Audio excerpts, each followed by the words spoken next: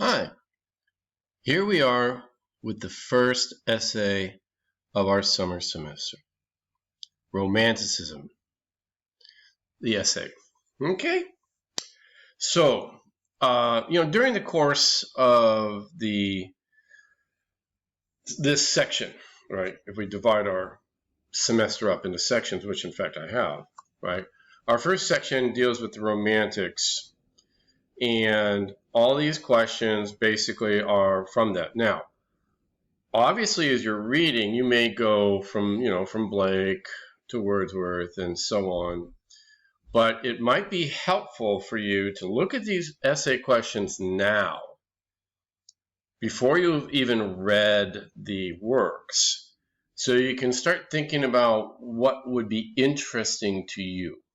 Then as you encounter the works, as you make the time to read these works, then you'll kick in and say, oh, I like this, and then you can proceed to choose that as your writing topic.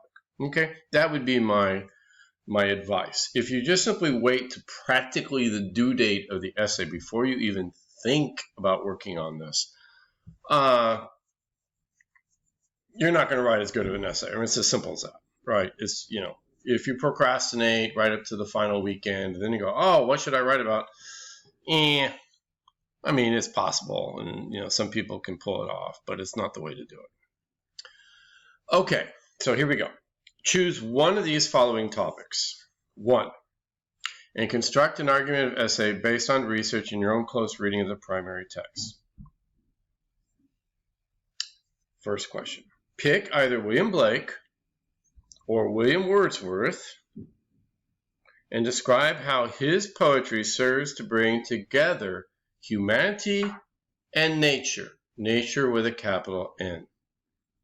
Use at least 2 of the poems from the syllabus if you choose Blake, or 1 poem from the syllabus if you choose Wordsworth. Now don't think, oh, 1 poem, that'll be easier than 2 poems, but remember, Wordsworth's poetry is a lot longer than Blake's. Blake's poems tend to be very brief, at least the ones that we have read. Okay. So you would want to think about, okay, here we are, these are the Romantics, and they're all about this personal expression and experience, and kind of trying to bring together humanity and nature, because nature to both of these poets is incredibly powerful, incredibly important. There is clearly a sense of the divine, if you will, that they find in nature. Now, I don't want to go too deep into that because I want you to do your own reading and make up your own minds about this.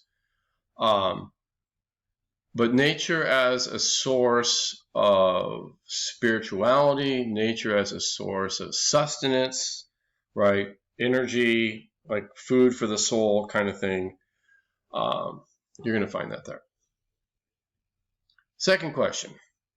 How does Mary Wollstonecraft's A Vindication of the Rights of Woman anticipate the suffrage movement of the late 19th and early 20th century, the second wave women's movement of the 1970s, and today's third wave women's movement? You may also wish to consider in what ways have the women's rights movements moved away from Wollstonecraft. I mean, she is writing over 200 years ago. And while I always talk about how prescient Wollstonecraft was, how amazing, not only did she nail the issues of her time, but to be honest, a lot of what she talks about is still quite true and valid in today's world. But there may be in some ways that you feel that they're not valid anymore, or that things have moved past that point. Okay, and that's an opportunity for you to engage with that issue as well. Next question. How has the figure of the Byronic hero influenced later, including contemporary figures, both fictional and historical? Cite specific examples and how their lineage can be traced to Byron. Okay, so Lord Byron, one of our poets, has a figure, what we call the Byronic hero, Okay, and that's a very particular type, very different from a traditional hero like an Achilles or Superman type, right? The Byronic hero is a special character type. Now, our textbook, right? Our textbook has some good writing about this in the prefatory material to Lord Byron, so you should definitely read up on that. What I want you to do in this question is connect it to other maybe literary figures or real life figures as well, as Byron himself does in Childe Harold's Pilgrimage. The final question is about Keats, John Keats, the great English poet. Some people think he's the best poet ever. I don't know about that. That's always a highly subjective kind of idea, but he's pretty darn good, no question about that. Now, John Keats coined the term negative capability. Okay, and you can see that in the letter that you're assigned to read. Negative capability, and ascribed it as a goal for writers, claiming that, for example, this was a great achievement of Shakespeare's. Examine at least one of the odes of Keats. Okay, we have, I believe, the five great odes. Examine at least one of the odes of Keats and examine how Keats attempts to reach negative capability. You may wish to consider also whether this should in fact be a standard of greatness for a writer. After all, what he's proposing in negative capability is, it's not like a law of gravity, right? It's simply an opinion. It's an opinion that many people share, but that doesn't necessarily mean that's the only opinion. The paper is due to be submitted to Canvas by Monday, July the 3rd, 11:59 p.m. Be sure to follow the out-of-class essay guidelines for matters of form and style. Okay. That is not, by the way, optional. That is what I want you to do.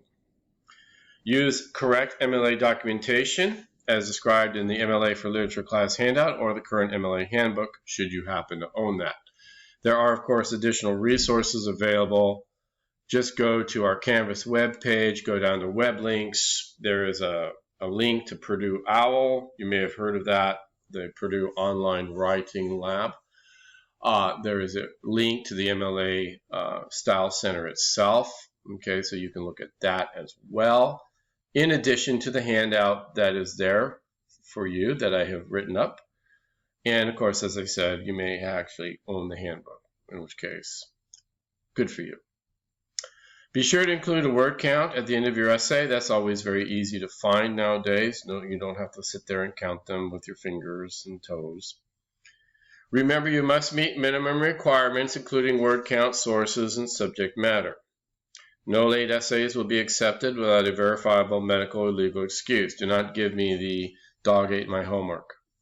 Doesn't really work in the digital age very well anyway. Unless I guess you had a digital dog. Oh, never mind. Minimum requirements. So the essay needs to be at least 1,000 words. It can top out around 1,400. If you go higher than that, that's fine. But I don't want you to be thinking you have to put together a 2,000 or 3,000 word essay. It's not like that. Citations from at least 4 different sources. One of the sources must be the primary text. Now, when I say primary text, I mean the original material. So, for instance, Wollstonecraft's Vindication of the Rights of Woman, or William Wordsworth's Tintern Abbey, or Childe Harold's Pilgrimage by Lord Byron, right? That's the primary text. Then you need at least 2 other sources that are scholarly works, such as dissertations, peer-reviewed journal articles, or university press books. Now, lucky for you, our Mesa College Library, or the LRC, as we like to call it, has these types of sources. Both in person, you can go cruise the stacks, if you will, or online.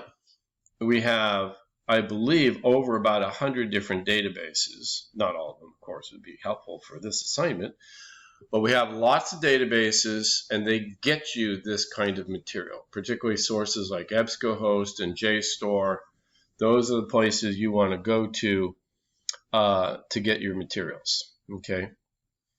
You can use a fourth source, but it must be a credible analytical source. Okay. In other words, I'm opening up the world, but don't put in junk. You will definitely not get very good credit if you're bringing in junk. We need good, credible, analytical materials. Now, the textbook for our class can be used, of course, for the primary text, but it only counts for that, even if you do use the editorial materials, which you may certainly do. Okay, Greenblatt and all of his buddies, they have very, very valuable information, but that's still only one source. Okay, that's our book. And as I said, of course, you may have more than these 4 sources. You may have as many sources as you wish, but again, quality is more important than quantity. Make sure they are good, solid sources. Do not give me Wikipedia. I will frown. I will frown in the shape of a D. MLA format in presentation and documentation, including correct works cited. Do not turn in papers written in any other format. No Chicago, no APA, no Turabian. Okay, nothing except for MLA format. If you do something else, again, your grade will suffer. Okay, now, if you have any questions about this, any questions whatsoever, please do not hesitate to contact me. I don't want anybody to be confused. That is absolutely not what I want. So contact me through Canvas or through the regular email system, and we'll get it straightened out. Okay? Good luck.